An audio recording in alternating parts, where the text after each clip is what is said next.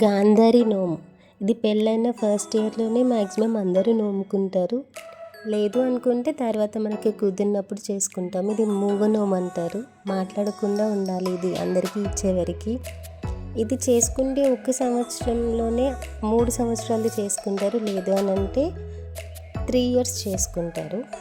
ప్రతి ఇయర్ నువ్వులు కొలత అనేది మారుతూ ఉంటుంది. ఫస్ట్ ఇయర్ ఒకలాగా, సెకండ్ ఇయర్ అలా 3 ఇయర్స్ డిఫరెంట్ కొలతలతోటి ఉంటుంది. ఈ నోము మొత్తం అయ్యే వరకు మనం మాట్లాడకుండానే ఉండాలి.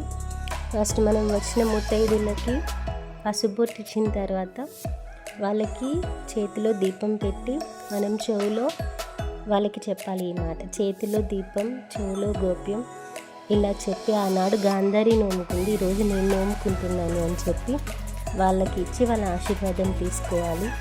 ఇది నేను నా తోటికోడలు ఇద్దరు కలిసి చేసుకున్నాము. ఇదంతా చేయడం మేము చేసాం, కానీ వెనకుండి నడిపించింది మాత్రం మా అత్తమ్మ.